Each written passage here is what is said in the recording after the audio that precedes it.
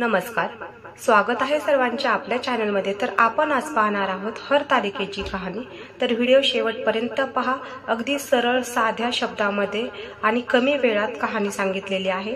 तर चला व्हिडिओला सुरुवात करूया। हरतालिका कहाणी।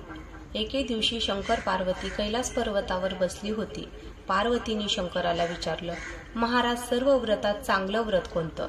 श्रम थोडे आणि फळ पुष्कळ। एखादं असं चांगलं व्रत असेल तर सांगा मला, आणि मी कोणत्या पुण्याईने आपल्या पदरी पडले हेही सांगा। तेव्हा शंकर म्हणाले, जसा नक्षत्रात चंद्र श्रेष्ठ, ग्रहात सूर्य श्रेष्ठ, 4 वर्णात ब्राह्मण श्रेष्ठ, देवात विष्णू श्रेष्ठ, नद्यात गंगा श्रेष्ठ, त्याचप्रमाणे हरतालिका हे व्रत सर्वात श्रेष्ठ आहे आणि ते मी तुला सांगतो। तेच तू पूर्वजन्मी हिमालय पर्वतावर केलंस आणि त्याच पुण्याईनं तू मला प्राप्त झालीस। ते ऐक हे व्रत। हे व्रत भाद्रपद महिन्यातल्या पहिल्या तृतीयेला करावं। तू लहानपणी मी तुला प्राप्त व्हावे म्हणून खूप मोठे तप केले होतेस। 64 वर्ष तर झाडाची पिकलेली पानं खाऊन होतीस। थंडी, पाऊस, ऊन तिन्हीही दुःख सहन केलीस। हे तुझे श्रम पाहून तुझ्या वडिलांना फार दुःख झाले आणि अशी कन्या कोणास द्यावी अशी चिंता पडली। इतक्यात तिथे नारद मुनी आले। हिमालयाने त्यांची पूजा केली व येण्याचं कारण विचारलं।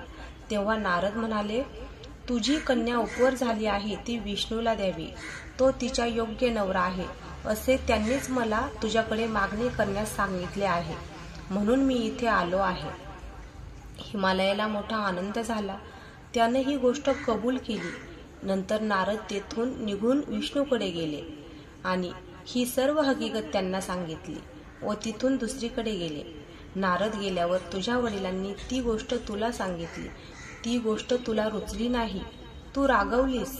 असं पाहून तुझ्या सखीनं रागवण्याचं कारण विचारलं। तेव्हा तू सांगितलंस, महादेवा वाचून मला दुसरा पती करणं नाही असा माझा निश्चय आहे।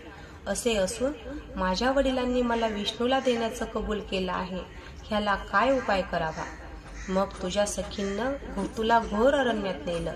तिथं गेल्यावर एक नदी दृष्टीस पडली। जवळच एक गुहा आढळली। त्या गुहेत जाऊन तू उपास केलास।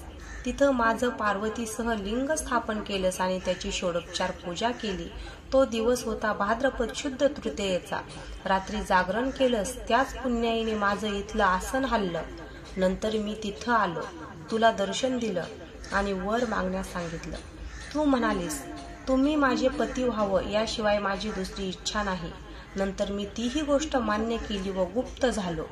दुसऱ्या दिवशी ती व्रतपूजा तू विसर्जन केलीस, मैत्रिणीसह त्याचं पारणं केलंस। इतक्यात तुझे वडील तिथे आले। त्यांनी तुला पळून येण्याचं कारण विचारलं। मग तू सर्व झालेली हकीकत त्यांना सांगितली। पुढं त्यांना तुला मलाच देण्याचं वचन दिलं। तुला घरी घेऊन गेले। मग काही दिवसांनी चांगला मुहूर्त पाहून मला अर्पण केली। या व्रतानं तुझी इच्छा पूर्ण झाली। या व्रताला हरतालिका व्रत असे म्हणतात। याचा विधी असा आहे,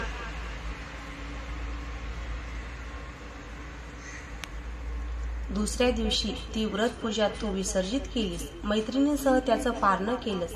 इतक्यात तुझे वडील तिथे आले। त्यांना तुला इकडे येण्याचं कारण विचारलं। मग तू झालेली सर्व हकीकत त्यांना सांगितली। पुढे त्यांनी तुला मलाच देण्याचं वचन दिलं आणि घरी घेऊन गेले। मग काही दिवसांनी चांगला मुहूर्त पाहून मला अर्पण केलं। अशी या व्रताने तुझी इच्छा पूर्ण झाली। याला हरतालिका व्रत असे म्हणतात। याचा विधी असा आहे, ज्या ठिकाणी हे व्रत करतात त्या ठिकाणी तोरण बांधावं, केळीचे खांब लावून ते स्थळ सुशोभित करावं, पुढं रांगोळी घालून पार्वतीसह महादेवाचं लिंग स्थापन करावं, षोडोपचारे त्याची पूजा करावी, मनोभावे त्याची आरती करावी, प्रार्थना करावी, नंतर ही कहाणी करावी व रात्री जागरण करावं। या व्रताने प्राणी पापापासून मुक्त होतात, 7 जन्माचं पातक नाहीसं होतं, राज्य मिळतं, सौभाग्य वाढतं। ह्या दिवशी बायकांनी जर काही खाल्लं तर त्या विधवा होतात असं सांगितले जाते। दारिद्र्य येतं व पुत्रशोक होतो। कहाणी केल्यावर सुहासनींना यथाशक्ती वाण द्यावं। दुसऱ्या दिवशी उत्तर पूजा करावी आणि व्रताचं विसर्जन करावं। ही 60 उत्तराची कहाणी 5 उत्तरी, देवा ब्राह्मणाचे द्वारी, गाई गोठी पिंपळाच्या पारी, सुफळ संपूर्ण। जय हरतालिके माते, जय पार्वती माता। ओम नमः शिवाय।